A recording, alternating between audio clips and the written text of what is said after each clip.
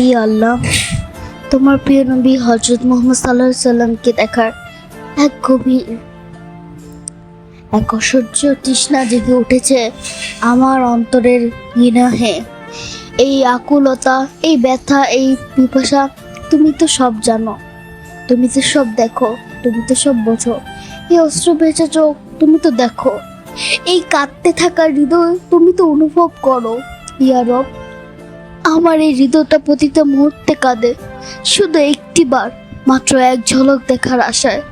স্বপ্নে হলেও যেন সেই পবিত্র, সেই নুরানি মুখখানি একবার দেখতে চাই। সেই মুখ দেখে সাহেবের ধন্য হয়েছিল, সেই মুখের একটু দ্বিধার আমাকে দাও মাওলা। ইয়া আল্লাহ, তোমার হাবিব রাসূল সাল্লাল্লাহু আলাইহি সাল্লাম এর প্রতি তোমার আমার ভালোবাসা প্রতিদিন প্রতি মুহূর্তে আরো গভীর করে দাও। তার প্রতিটা সুনহা বুকে আঁকড়ে ধরে দাও। জীবনের প্রতিটা পথ চলার তৌফিক দাও। তার আদর্শ যেন আমার জীবনের প্রতিটা নিঃশ্বাস হয়ে মিশে যায়। ইয়া রহমান, কিয়ামতের সেই ভয়াবহ, সেই কঠিন ময়দানে যখন সবাই দিশেহারা হয়ে পড়বে, তখন যেন আমি তার রাসূল সাল্লাল্লাহু আলাইহি ওয়াসাল্লাম উম্মতের কাতারে গর্বের সাথে দাঁড়াতে পারি। তার শাফাআতের ছায়াও আশ্রয় পাওয়ার সেই অমূল্য সৌভাগ্য আমায় দাও।